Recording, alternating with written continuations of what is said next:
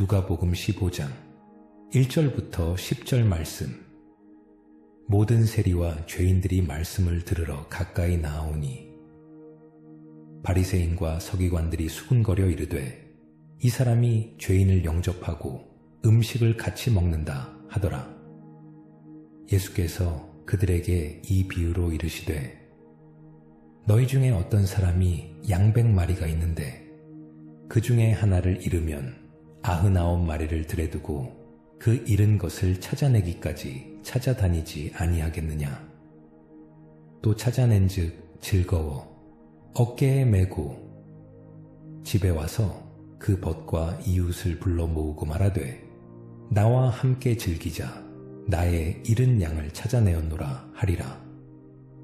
내가 너희에게 이르노니 이와 같이 죄인 한 사람이 회개하면 하늘에서는 회개할 것 없는 의인 99으로 말미암아 기뻐하는 것보다 더하리라. 어떤 여자가 10드라크마가 있는데 하나를 잃으면 등불을 켜고 집을 쓸며 찾아내기까지 부지런히 찾지 아니하겠느냐. 또 찾아낸즉 벗과 이웃을 불러 모으고 말하되 나와 함께 즐기자 잃은 드라크마를 찾아내었노라 하리라. 내가 너희에게 이르노니 이와 같이 죄인 한 사람이 회개하면 하나님의 사자들 앞에 기쁨이 되느니라. 지난주에는 우리 각자가 져야 할 십자가에 대해서 말씀드렸습니다. 오늘날 우리가 예수님이 지셨던 십자가를 질 일은 없습니다. 그러나 크리스찬이기 때문에 당하는 손가락질과 때로는 핍박 등을 감수하는 것이 우리가 져야 할 십자가입니다. 유타주에 있는 교인들처럼 예수님을 영접한 이유로 해서 가족과 친구들 사이에 따돌림을 받고 직장까지 잃는 것을 감수하는 것이 그들이 지는 십자가입니다. 힌두교 청년들에게 많은 사람들이 보는 가운데 몽둥이 찜질을 당하면서도 예수님의 고난에 동참하는 것 같아서 마음이 기뻤다는 박상수 목사님이 지는 십자가입니다. 핍박을 받으면서도 예수님을 부인하지 않을 때 우리는 우리의 십자가를 제대로 지는 것입니다. 그런데 왜 우리는 이런 십자가를 기쁘게 감당할 수 있을까요? 그것은 길을 잃어버렸던 우리가 하나님이 그렇게 간절하게 찾으시는 영혼이기에 그리고 하나님 안에서 찾아진 영혼이기 때문입니다. 오늘 본문에서 예수님은 비유를 통해서 하나님이 이 잃어버린 영혼 하나하나를 얼마나 간절하게 찾으시는가를 보여주십니다. 모든 세리와 죄인들이 말씀을 들으러 가까이 나아오니. 왜 불쌍한 세리는 덤탱기를 쓰고 다른 죄인들과 같은 취급을 받았을까요? 세리는 지금으로 말하면 IRS 요원입니다. 지금도 IRS 요원은 좋게 생각하지는 않지만 그래도 이들은 불법으로 세금을 걷지는 않습니다. 그런데 예수님 당시의 세리는 자기의 부를 축적하기 위해 세금 이상의 돈을 거두었습니다. 그것도 유대인들이 혐오하는 로마 군사의 힘을 빌려 가난한 시민들을 압박했습니다. 그래서 유대인들은 이들을 나라를 팔아먹은 매국노, 부당세금을 징수하는 악한 죄인으로 취급했습니다. 예수님의 다른 비유에도 세리가 등장합니다. 하나님 앞에 자기의 의를 드러내는 바리새인보다 감히 성전에 들지 못하고 문 밖에서 하늘을 우러러보며 나는 죄인이로소이다 하고 고백하며 하나님의 자비를 구했던 세리입니다. 그러니까 아마 본인들도 자기들을 죄인 취급했던 것 같습니다. 어쨌거나 죄인들이 예수님 주위로 몰려들어옵니다. 왜냐하면 바리새인과 율법사는 죄인을 말하지만 예수님은 잃어버린 양과 잃어버린 동전을 말씀하시기 때문입니다. 즉 바리새인과 율법사는 정죄를 하는 한편 예수님은 잃어버린 불쌍한 영혼들을 말씀하시기 때문입니다. 그러나 우리는 바리새인을 욕할 자격이 없습니다. 우리도 모르는 사이에 다른 사람들을 정죄하기가 아주 쉽기 때문입니다. 저도 가끔 아내한테 이렇게 말을 합니다. 그런 사람들하고 같이 놀지 마. 물론 농담으로 하는 소리지만 짙은 농담 속에 진담이 있다고 저는 그 사람들을 이미 판단하고 있는 것입니다. 그런데 예수님은 그런 사람들과 같이 놀고 있습니다. 바리새인들이 자기들끼리 수군거리고 있는데 예수님이 그 마음을 아시고 두 가지 비유를 주십니다. 하나는 잃어버린 양이고 또 하나는 잃어버린 동전의 비유인데 주제는 같습니다. 잃어버린 영혼을 위해 예수님이 오셨다는 말씀이십니다. 그래서 예수님은 이들을 환영하고 이들과 같이 음식을 먹고 있습니다.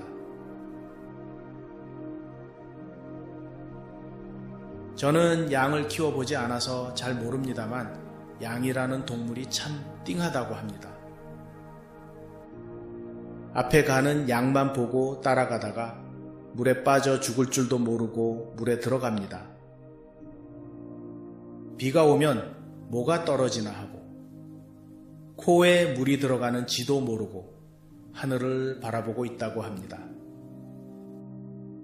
또는 길을 잃고 가시 덤불이나 계곡에 떨어지기도 합니다.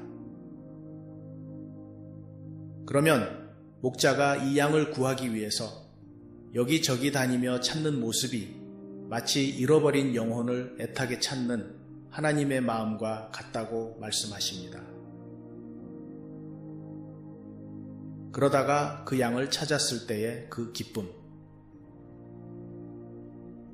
너무 기쁜 나머지 친구들과 이웃들을 불러 같이 기뻐하자고 합니다.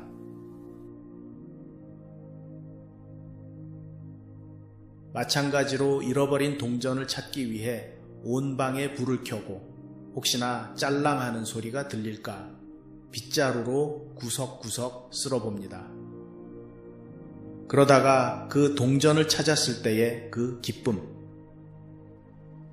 너무 기쁜 나머지 친구들과 이웃을 불러 같이 기뻐하자고 합니다. 그런데 사람들을 불러놓고 맨입으로 하겠습니까? 어쩌면 찾은 동전보다 더 많이 음식 준비를 해야 할지도 모릅니다. 그러나 오늘 비유에서 그것이 중요한 것이 아닙니다.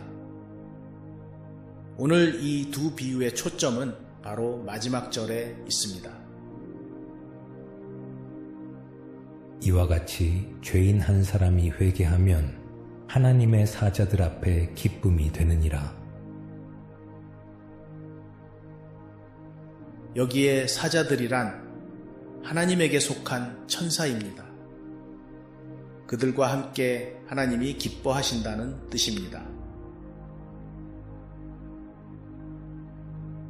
우리는 그렇게 애타게 찾으시는 목자의 음성을 듣고 돌이켜 영혼 구원을 얻었습니다.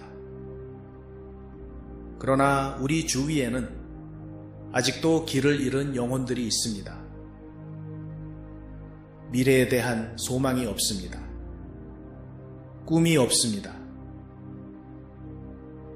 그저 우물 안에 개구리처럼 좌충구돌하며 지지고 볶고 그렇게 살아갑니다. 우리 교회가 세상의 희망이 되어야 하는 이유가 바로 여기에 있습니다. 우리도 한때는 길을 잃었던 양으로서 이제 아직도 길 잃은 양들에게 길을 보여주어야 하는 부담감이 있어야 합니다. 나 혼자서 구원받고 천국 가면 됐지 하는 생각은 예수님이 원하시는 것이 아닙니다. 가끔가다 비유의 핵심이 아닌 것에 의문을 갖는 경우가 있습니다. 이런 질문입니다.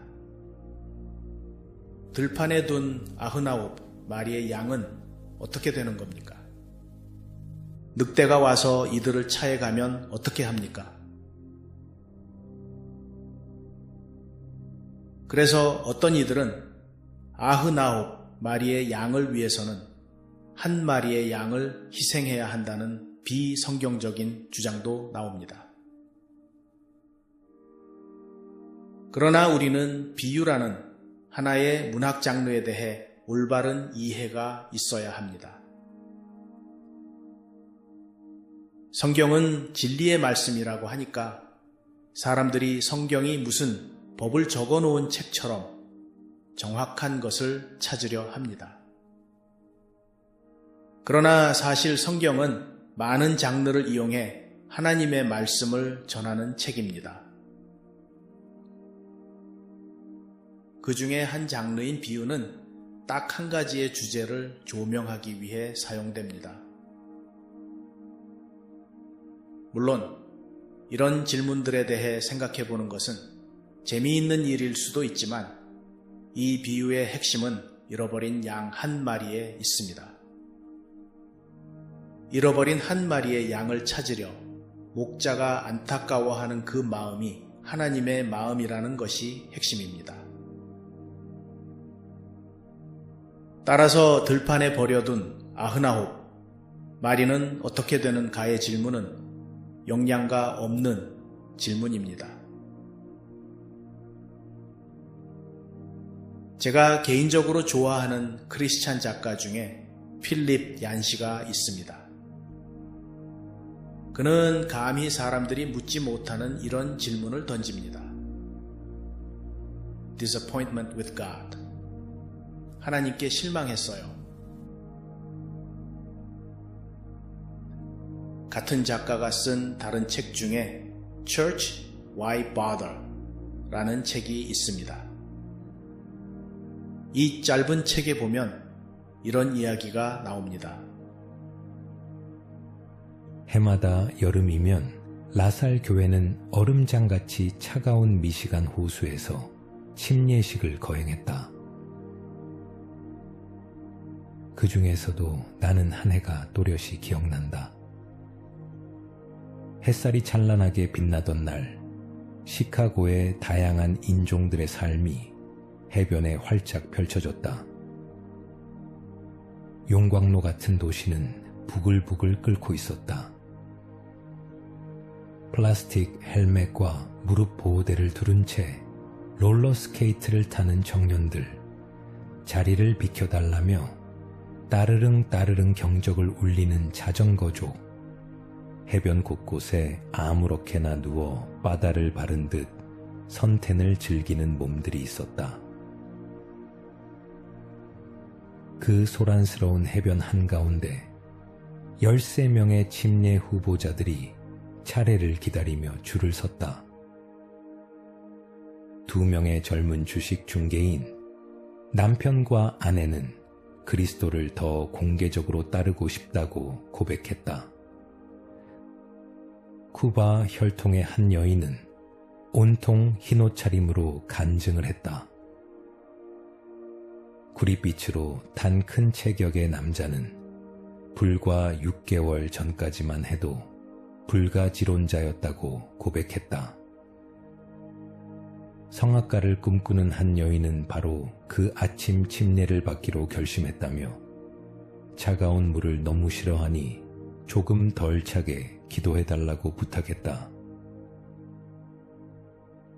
85살 흑인 여성은 의사가 말리는데도 불구하고 침례를 원했다.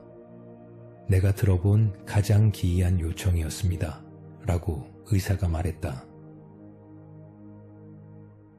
부동산 투자자, 임신부, 의대생, 그리고 몇몇 다른 이들도 각자 왜 침례를 원했는지를 설명했다. 그들의 몸은 재빨리 물속에 잠겼다가 나왔다. 차가운 물에서 올라온 후보자들은 몸을 떨며 소름이 돋았고 눈은 차가움 때문에 더욱 크게 빛났다. 우리는 해변에서 그들을 안아 맞이했고 곧 우리 가슴에는 젖은 물자국들이 번졌다. 그리스도의 몸에 온 것을 환영합니다. 우리는 그렇게 말했다. 그 사이 나는 계속 시카고 구경꾼들을 곁눈질했다. 몇몇 불만스러운 태양 숭배자들은 충얼거리며 자리를 옮겼다. 그러나 대부분은 관용을 보이며 멀뚱히 바라보거나 어이없는 미소를 지었다. 또 하나의 괴상한 종교 집단이군. 아마 그렇게 생각했을 것이다. 1시간이 지나자 교인들은 자리를 떠났다. 우리가 점거했던 노스 에비뉴 비치의 물가 자리에는 금세 다른 사람들이 들어찼다. 우리의 발자국은 파도에 씻겨 흔적도 없이 사라졌다. 그러나 그날 호기심 어린 군중 앞에서 이루어진 그 해변의 장면은 나에게 예수가 땅 위에 세우신 새로운 사회의 상징이 되었다. 시카고의 해변은 나름의 서열을 가지고 있다. 북쪽에는 히스패닉, 구조탑 근처에는 야피족, 바위 곁에는 동성애자들, 유유상종, 끼리끼리 모인다. 그러나 이 작은 공동체는 달랐다. 주식 중개인과 쿠바인, 성악가와 노예의 손녀된 85살의 흑인 여인을 함께 품었다. 더 나아가 우리는 모래사장에서 또 다른 나라, 곧 우리에게 있어 해변의 한가로운 쾌락보다 더 중요한 하나님의 나라의 충성을 맹세하기 위해 모였다. 각 후보자가 소개될 때마다 교회에서 누군가가 그들의 새 걸음을 위해 기도했다. 한 사람은 예수의 약속을 인용하며 죄인이 회개할 때 하늘에서 큰 기쁨이 일어난다고 소리내어 기도했다.